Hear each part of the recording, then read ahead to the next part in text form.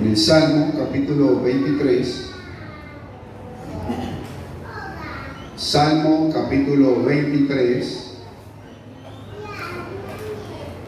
versículos del 1 al 6. Salmos capítulo 23, verso del 1 al 6. Gloria a Dios, aleluya. Cuando lo encuentre dice amén. Leo en la autoridad del Padre, del Hijo y del Espíritu Santo. Amén. Jehová es mi pastor, nada me faltará. En lugares de delicados pastos me hará descansar. Junto a aguas de reposo me pastoreará. Confortará mi alma. Me guiará por sendas de justicia por amor de su nombre. Aunque ande en valle de sombra y de muerte, no temeré mal alguno, porque tú estarás conmigo. Tu vara y tu cayado me infundirán aliento. Aderezas mesa delante de mí en presencia de mis angustiadores. Unges mi cabeza con aceite, mi copa está rebosando. Ciertamente el bien y la misericordia me seguirán todos los días de mi vida, y en la casa de Jehová moraré por largos días. Amén. Vamos a orar. Bendito Dios y Padre Celestial, en esta preciosa hora, Señor, te pedimos que tu palabra, solo tu palabra, hable en nuestras vidas. Que tu palabra corra y sea glorificada, Señor. Habla mi vida, habla al corazón de la iglesia, Padre. Y que tu palabra, Señor, quede plasmada en nuestras mentes y en nuestros corazones. En el nombre de Jesús, amén y amén. ¿Cuántos decimos gloria a Dios? Y a su nombre.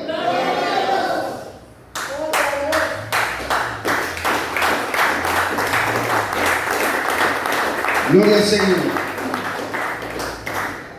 Hoy vamos a compartir bajo el tema el pastoreo de Jehová en todo tiempo. El pastoreo de Jehová en todo tiempo.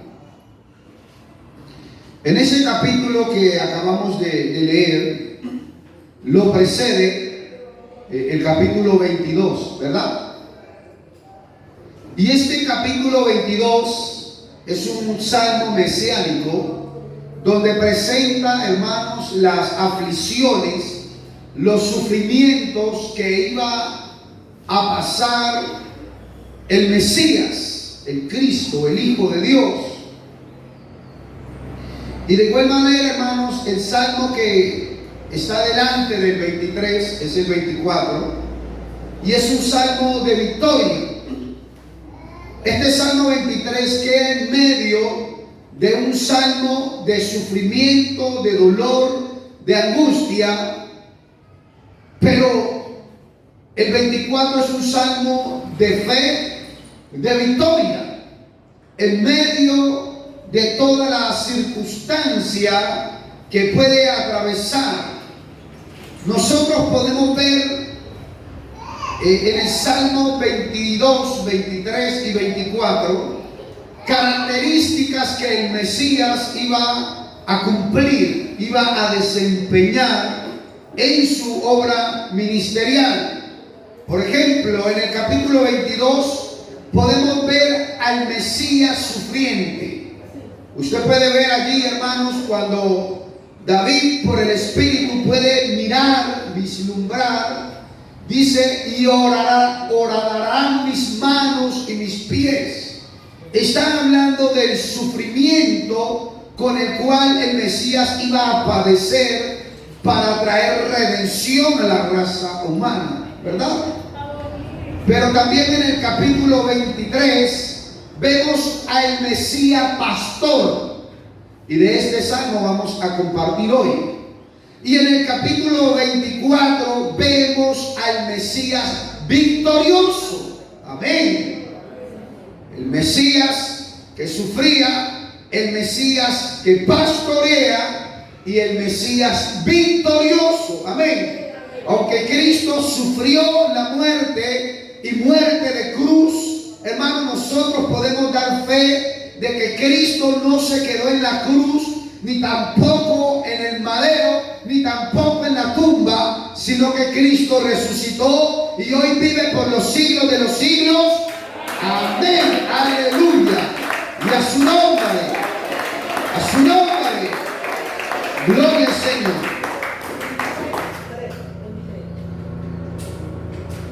Por eso en este capítulo, hermanos, podemos visualizar 5 características del pastoreo del Señor para su pueblo, hermanos, en tiempos de angustias. Y esas 5 características que podemos ver en este salmo, con ella quiera Dios ministrarnos de su paz, de su consuelo y confortar nuestras vidas. Amén. El salmista David pondera, hermanos, y deja muy claro quién es su pastor. Mire que él no está diciendo Jehová es nuestro pastor. No dice así. Él dice Jehová es. Dígalo conmigo, Jehová es mi pastor. Mi pastor. Es personal. Dios es Dios de multitudes, pero también es un Dios personal. Y mire que David no le llama Dios es mi pastor, porque hay muchos dioses, ¿verdad? Él está hablando claro y da el nombre con el cual el pueblo judío conocía a Dios como Yahweh. Jehová. Jehová es mi pastor y nada me faltará. Está diciendo David. Jehová es mi pastor y nada me faltará. El nombre de Jehová, hermanos, es el autoexistente, es el eterno. Dios es el único autoexistente, es el único eterno. Dios habita en la eternidad. Dios no tiene principio de día ni fin de años, hermanos. Por lo tanto, Él es el único autoexistente. Nosotros cuando decimos, hermano, que nada nos faltará, está dando por entender, y para entender el que lo lee, hermano, es que Dios lo llena todo. Es que Jehová lo llena todo, hermano. Y esto no quiere decir que lo tengamos todo, pero sí quiere decir que no nos falta nada. Parece una paradoja, ¿verdad? No quiere decir que lo tengamos todo, pero hermanos, no nos falta nada. Por eso en los años pasados de mi infancia, de mi niñez diría, nos enseñaron un coro que decía: ya todo lo tengo en Cristo y nada tengo que envidiar, pues ya tengo su gracia, su amor y su bondad. Y cuando yo vaya al cielo, algo nuevo iré a encontrar, una hermosa corona que Cristo me dará. Hermanos, aquí en esta tierra no lo podemos tener todo, pero seguro podemos estar que no nos va a faltar nada, porque Dios será el Dios que suple a nuestra necesidad, sea física o sea espiritual. Jehová es nuestro pastor y no nos faltará, nada nos faltará, hermano, porque en medio de la escasez podemos ver a Dios obrar. Amén. Cuando Abraham fue a sacrificar a su hijo Isaac, hermano, y cuando Isaac le pregunta a Abraham: Padre, pasillo y yo veo todos los preparativos para hacer el holocausto, pero no veo el cordero. La respuesta de Abraham fue: tranquilo, hijo mío, como diría yo, tenga paz, porque Jehová se proveerá de cordero. Amén. No estaba el cordero, hermano, pero ya estaba en las manos de Dios. Ya estaba en las manos de Dios. Abraham subía con su hijo de la montaña, hermano, por un lado, y en sentido figurado, Dios subía por el otro lado con el cordero. Aleluya, hermano, porque Dios es bueno y es el único que puede y que sabe proveer en medio de la escasez. Es el único, hermanos. Por eso cuando Moisés le pregunta a Dios, cuando el pueblo pide carne, y Moisés le dice: ¿y dónde habrá tanta carne para darle a este pueblo? Y Dios le dice: hey, ¿acaso se ha cortado mi mano para proveer? ¿Acaso se ha cortado mi mano para salvar? ¿Acaso se ha cortado mi mano para traer la provisión? Usted va a ver la provisión, hermano. Y Dios, nuestro Dios, Jehová, es el único que colocó un restaurante en medio del desierto. Porque Jehová Jireh es su nombre. Jehová, Dios proveerá. Hermano, en medio de la escasez podemos levantar nuestras manos y decir: no lo tengo todo, pero no me falta nada, porque Dios es Dios que provee. Aleluya. A su nombre, gloria. A su nombre, gloria. Tenemos a un Dios que sabe proveer. Y no solamente estamos hablando aquí de cosas materiales, sino que sabe proveer también cosas espirituales. Porque Dios nos provee en todo el sentido integral. En todo el sentido integral. Y vamos a mirar cómo Dios nos pastorea en medio de los tiempos que vivimos. Créame que ha sido el mensaje más difícil para mí prepararlo. Créame que sí. Y le pido a Dios, hermano, que su palabra y solo su palabra pueda traer lo que Dios quiere traer en medio de su pueblo. Y la primera característica que podemos ver del pastoreo de Dios lo encontramos en el verso 2, parte A, y dice: en lugares de delicados pastos me hará descansar. Esa palabra que utiliza el rey David, hermanos, el salmista de Israel, para descansar es Rabat en hebreo, y significa agazaparse con todas las cuatro patas escogidas como un animal reclinado. Cuando yo leía esto, hermano, daba la idea, hermano, de un animalito que recoge sus patas para arrojarse en las manos del pastor. Esta metáfora que está utilizando aquí el rey David con el pastoreo de Dios y con el creyente ser una oveja, hermano, da mucho que pensar. Y David está utilizando esta palabra descanso, y en el hebreo, vuelvo y digo, hermanos, es rabás, y se refiere a una ovejita que va a los brazos de su pastor para traer descanso, para descansar.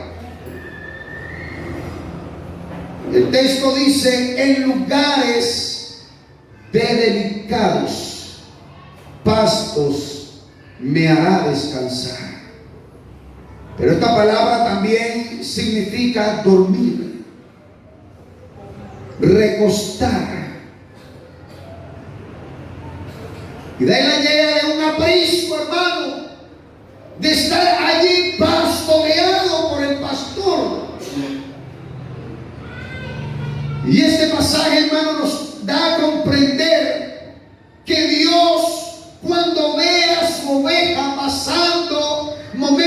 difíciles es el mismo que toma a su oveja y la lleva a un lugar de descanso. A un lugar, hermano, que solamente Él puede traer a esa oveja para producirle el descanso que esa persona necesita. Seguramente, hermano, si usted no lo ha vivido, lo va a vivir. Donde hay momentos que uno quisiera dormir y no despertar.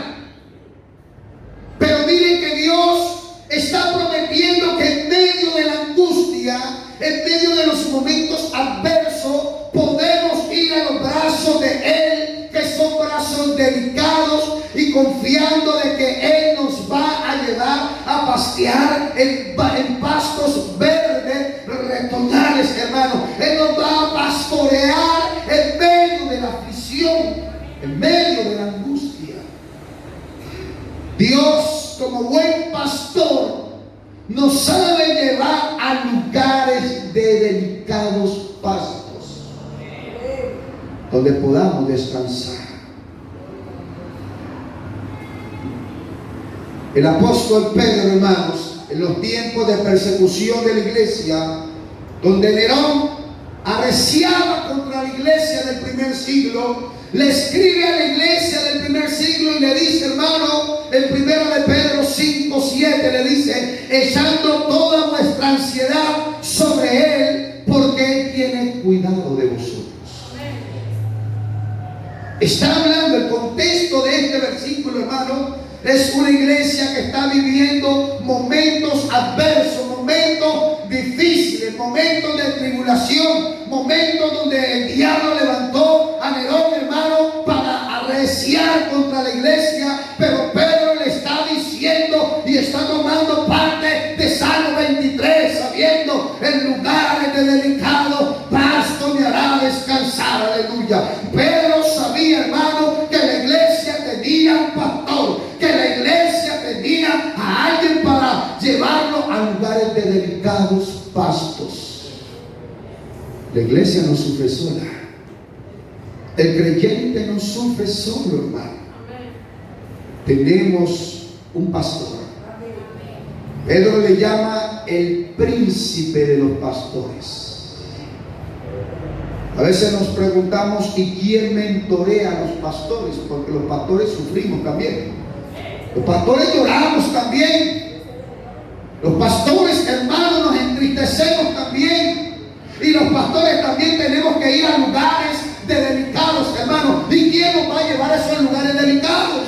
¿Quién va a secar nuestras lágrimas cuando nosotros derramamos nuestra alma? Ah, bueno, el pastor de los pastores, aleluya. El pastor de los pastores, hermanos. Y aquí está el pastor de los pastores para pastorear a la iglesia de los ángeles, aleluya. Pastor de gloria. Él nos lleva a lugares de delicados. ¿Cómo quiere usted que lo traten en un tiempo de angustia?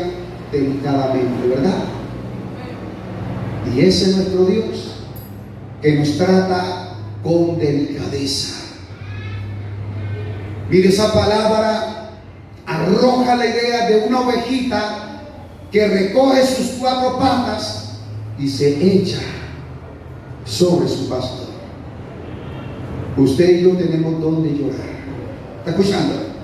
Usted y yo tenemos donde llorar, y donde lleguemos a llorar, Él mismo seca nuestras lágrimas. O sea, Dios no es indiferente al dolor que tú y yo estemos pasando. No es indiferente.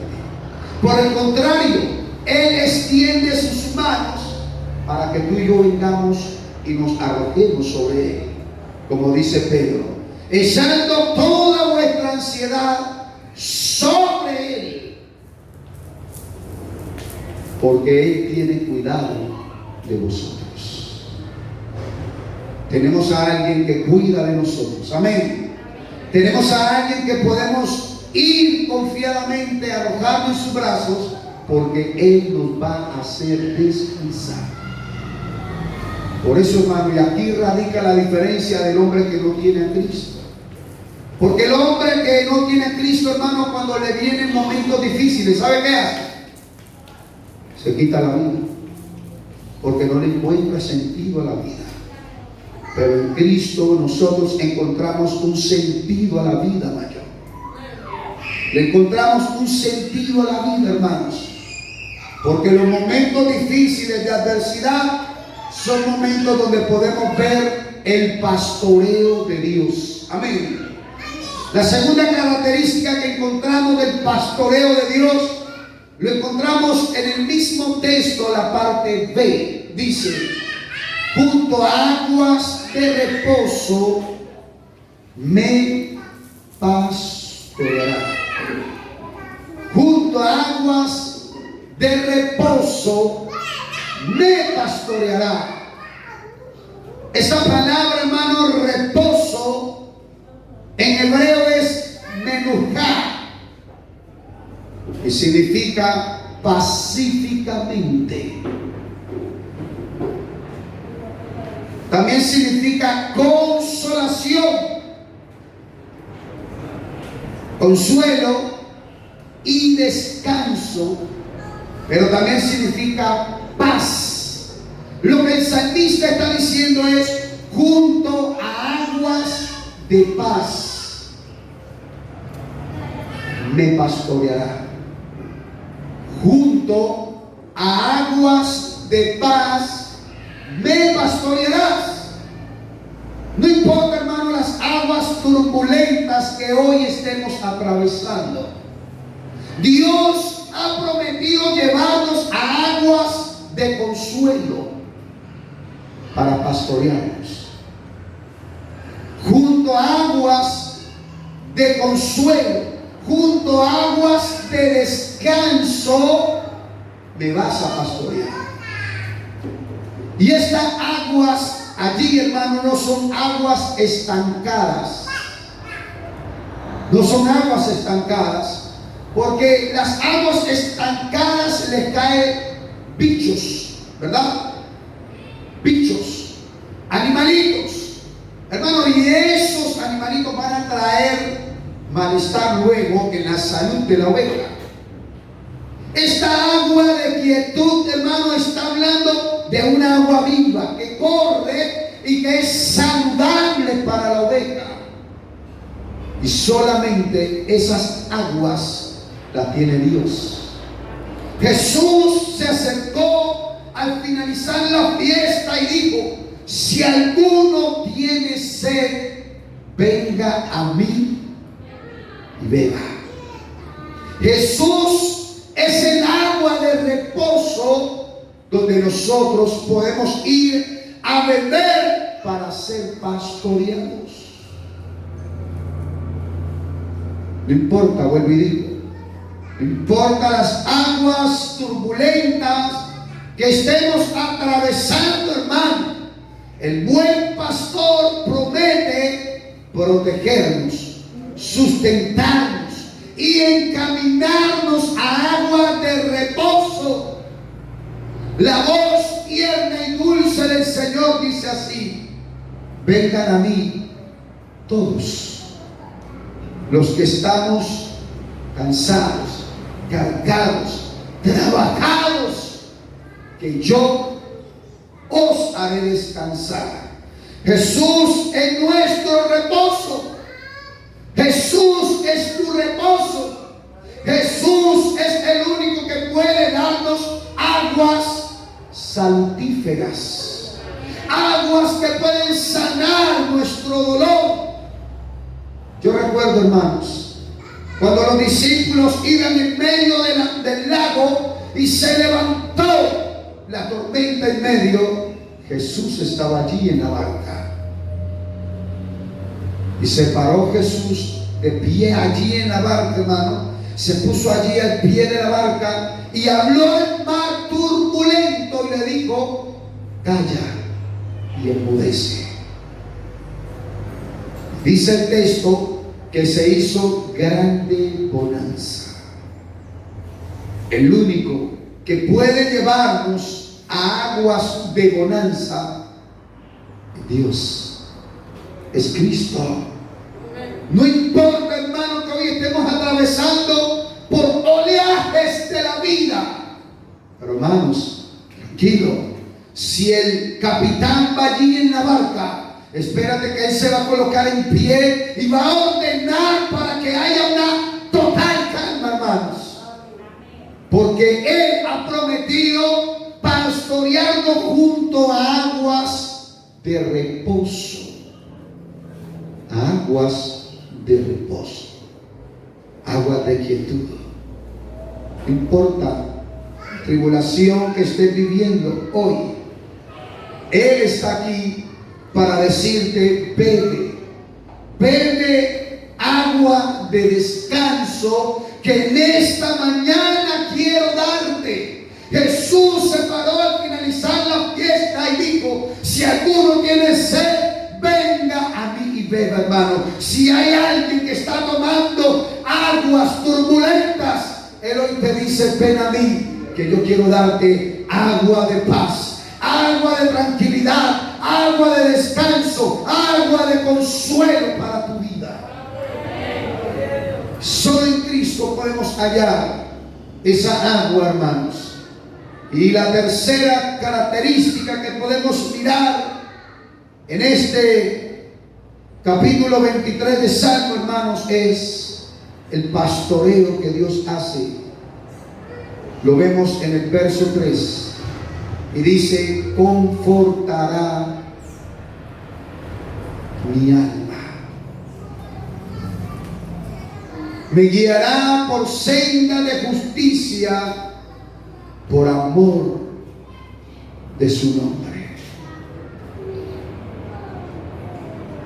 Me confortará mi alma. Mire que David no dice que confortará mi cuerpo.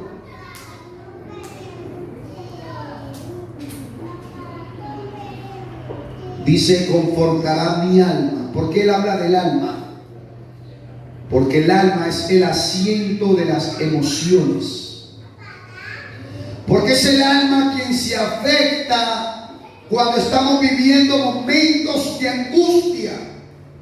¿Usted recuerda cuando Jesús estaba allí en el Getsemaní y le dice a los discípulos: mi alma está muy triste? Es el alma la que se aflige, pero es el alma que Dios promete confortar. Alabado sea el nombre del Señor. La palabra confortar es la acción de fortalecer y en ocasiones consolar. Dios promete en esta hora, hermanos, fortalecer nuestra alma, fortalecer nuestras emociones,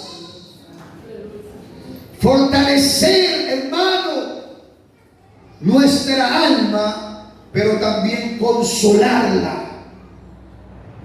Necesitamos consuelo, Él es nuestro consuelo. Necesitamos fuerza, Él nos fortalece, aleluya. Dios es nuestro pronto auxilio, hermano. Él ha prometido fortalecernos. Su nombre es la gloria para siempre. Es importante que entendamos, hermano, que cuando estamos en la dificultad o en la desgracia, o la desgracia nos visita, hermano, hay una persona que nos ayuda y que está dispuesta para fortalecernos, aleluya. Él ha prometido, hermano, ser nuestra ayuda en tiempos de angustia. Él ha prometido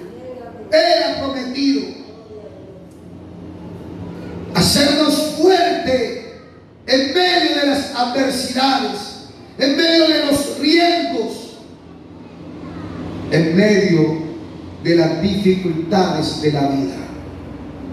El creyente, hermanos, no está exento de los problemas. El creyente no está exento, hermanos, de las adversidades. Según han enseñado, hermano, hoy el mal llamado evangelio de la prosperidad, que si usted está padeciendo es porque está en pecado. Mentira del diablo, hermanos. No siempre que se padece o que se pasa por momentos de angustia es porque la persona o el creyente está en pecado o porque le falta fe. Mentira, hermanos. A Jesús le preguntaron sus discípulos, porque esa era la cosmovisión que manejaban ellos. Le preguntan cuando ven a un ciego y le dicen: maestro, ¿quién pecó? ¿Él o sus padres? Y Jesús le dice: no, ninguno, ni él ni sus padres. Solo que este momento adverso ha llegado a él para que la gloria de Dios se vea. Alabado sea el nombre del Señor, hermano. Quiere decir que en medio del dolor, en medio del sufrimiento, podemos ver la gloria de Dios actuar a favor de nosotros. Porque en medio del dolor vienen demasiadas preguntas, ¿verdad? En medio del dolor vienen preguntas infinitas. ¿Y Dios por qué permite el dolor? Bueno, hay muchas razones. Hace días venimos compartiendo de esto, ¿verdad? Y uno de ellos, hermano, lo permite para que su pueblo madure, crezca. Para que su pueblo, hermano, le aumente la fe. Parece mentira, hermano. ¿Cómo el dolor te va a llevar a aumentar la fe cuando debería el dolor matar la fe? Hermano, no. El dolor lleva al Hijo de Dios para que su fe aumente, crezca, hermano. Que Él lo hizo ayer, lo hace hoy y lo hará mañana. ¿Está escuchando, hermanos? David sabía muy bien y por eso dice: confortará mi alma. Me guiará por senda de justicia por amor de su nombre. Dios nos acompaña en medio del dolor por amor de su nombre. Por amor de su nombre. Es el mismo salmista, hermano, que dice: Dios es nuestro amparo, ¿verdad? Dios es nuestra fortaleza, nuestro pronto auxilio en las tribulaciones. El salmista David no está presentando una vida del creyente, hermano, fuera o libre de tribulaciones. Él está diciendo: aunque vengan las tribulaciones, Dios nos confortará. Dios nos confortará. Dios nos alentará. El creyente, hermano, tiene que confiar que en medio de la aflicción verá la mano de Dios. ¿Está escuchando? En medio de la aflicción veremos la mano de Dios. Si no, mire unos mesecitos atrás, hermano, cuando se vino la pandemia, que todo el mundo se cerró las cosas. No había empleo, no había trabajo. Ahora, ¿usted se murió de hambre? No. Y yo le decía a alguien, en medio de pandemia, en país lejano y extranjero, hermano, le pidieron el apartamento. Escucha bien, le pidieron el apartamento porque, claro, no tenía cómo pagar la renta. No está viviendo en su país, está viviendo en un país lejano. ¿Está escuchando? Y uno le diría, hermano, ahora se vino la pandemia, se vino, no tengo cómo pagar el arriendo, no tengo cómo comer, y ahora me piden el apartamento. ¿Qué va a ser de mi vida? Momentos de aflicción para el creyente. Pero ¿sabe qué pasó, hermanos? Dios abrió la puerta y le dio un terreno. Le dio un terreno, hermano, en medio de pandemia. Le dio un terreno en país lejano, hermano. Le dio un terreno. Ahora le dio los materiales para construir su casa. Y ahora tiene una casa propia. Aleluya. Vio la gloria de Dios en medio de la aflicción. ¿Sabe por qué? Porque Dios ha prometido confortar nuestra alma en medio de. Ese es el evangelio. Y podemos tomar el ejemplo de Jesús. El mayor sufrimiento que nunca jamás alguien ha vivido, lo vivió Jesús. Pero en medio del dolor, ¿sabe qué pasó? Se abrió la puerta de la salvación para usted y para mí. Aleluya. A su nombre.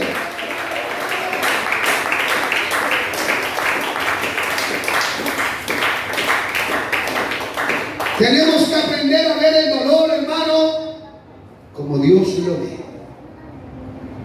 Nosotros tenemos que aprender a caminar en medio de las aflicciones. La cuarta característica del pastoreo de Dios, hermano, lo podemos ver en el versículo 4, donde dice: aunque ande en valle de sombra de muerte, no temeré mal alguno, porque tú estarás conmigo. Amén. Aunque ande en valle de sombra y de muerte, no temeré mal alguno, porque tú estarás conmigo. Esta palabra, hermanos, para sombra de muerte, en hebreo es Tsalmabet, que significa sombra de muerte, pero también calamidades. O sea que el texto no está indicando que solamente es cuando se pase por la sombra de muerte, sino cuando se viva cualquier calamidad. Aunque andemos por medio de ese valle, Dios va a estar allí con nosotros, hermano. Y eso es garantía. David no iba a sentir temor, no porque él fuera valiente, hermano, no porque él fuese fuerte, no. El texto dice que él no iba a sentir temor alguno, porque él estaba convencido que en medio de ese valle, aleluya, Dios iba caminando con él. Y eso tiene que ser un bálsamo para nosotros hoy como iglesia. Este valle que estamos atravesando hoy, no lo vamos caminando solo. Este valle que vamos caminando hoy, hermano, vamos acompañado de Jesús. Aleluya. Y el hecho que usted no lo vea, que no lo sienta, no quiere decir que Él no esté allí. Él está allí, aleluya. Si no, pregúntele a los dos discípulos que iban rumbo al camino de Emaús. Y cuando se les apareció Jesús en medio de la plática de ellos, aparece Jesús como un forastero. Y ellos son abordados por la pregunta de Jesús cuando le dice: ¿qué plática tenéis? Y ellos le dicen: no, hablamos de Jesús Nazareno, un varón poderoso, y creíamos que Él era el Mesías, el Redentor del mundo. Pero hoy es el tercer día y no ha resucitado, salvo que algunas mujeres dicen que le han visto y que Él ha resucitado. Y viene la voz de Jesús y le dice: hoy es sensato citarlo de corazón para creer lo que lo habían dicho los profetas y las escrituras, y cómo el Cristo tenía que padecer y resucitar el tercer día. Mire que ellos van caminando allí en medio del dolor, pero no se habían percatado que Jesús iba con ellos. ¿Me explico? Jesús va con nosotros en medio del dolor.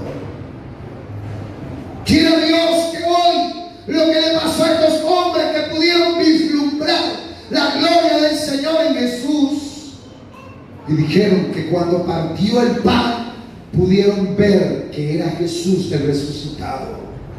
Hermanos, en medio del dolor, Cristo va con nosotros. En medio de la angustia, Cristo va caminando con nosotros. Este pasaje, hermanos, nos habla de los momentos difíciles, de los momentos de muerte para el ser humano. Pero David afirma que no va a sentir temor, porque él sabe, está convencido, está persuadido, hermano, de que Dios está allí para fortalecerle. Está allí para fortalecerle. Mire que él le llama, aunque ande por valle de sombra, ¿verdad? Sombra. No es que va a experimentar la muerte como tal. La sombra. ¿Sabe por qué dice la sombra? Porque ya queda la sombra de lo que fue. Porque Cristo venció la muerte. El creyente no muere, el creyente duerme. ¿Sabe usted eso? El creyente no muere, el creyente duerme. El apóstol Pablo, hermanos, en su carta a Tesalonicenses, primera carta, 5, 10 y 11, dice así, hermanos: quien murió por nosotros, para que ya sea que velemos o que durmamos, vivamos juntamente con Él. El creyente duerme, pero un día vamos a ser despertados. Yo pensé que iba a decir a mí. Un día vamos a ser despertados y vamos a vivir por la eternidad. Por eso dice la palabra: por lo cual animaos los unos a los otros y edificaos unos a otros, así como lo hacéis. Nosotros no morimos, nosotros dormimos. Dormimos. Nuestro hermano Vladimir fue a dormir. Un día va a ser despertado por la voz poderosa de Dios. Por eso dice Pablo: he aquí no todos dormiremos, pero todos seremos transformados. Porque este cuerpo de corrupción, hermano, polvo eres y al polvo volverás. Pero la vida y la esperanza del creyente no se clava allí en la muerte, hermano. Hay vida después de la muerte. Hay una resurrección que Cristo fraguó y la coronó para usted y para mí, hermanos. Ese es el ancla de nuestra fe. Vamos a resucitar un día con Cristo. También el salmista, hermanos, en el Salmo 107, versículos 13 y 14, dice así: luego que clamaron a Jehová en su angustia, los libró de sus aflicciones, los sacó de las tinieblas y de la sombra de muerte, y rompió sus prisiones. Si ve que el valle de sombra de muerte no solamente está hablando de la muerte, sino que está hablando también de aflicciones, de calamidades que vive el creyente. Quiero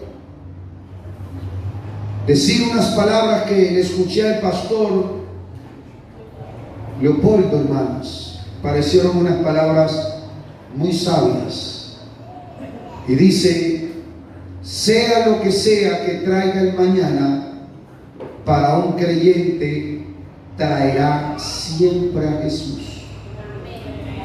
Sea lo que sea que traiga el mañana, para un creyente traerá siempre a Jesús. Sea lo que sea que se lleve el mañana, no se llevará el amor y el cuidado del Señor para sus hijos. Aleluya. No sabemos el mañana que nos depara, pero la fe siempre nos traerá a Jesús.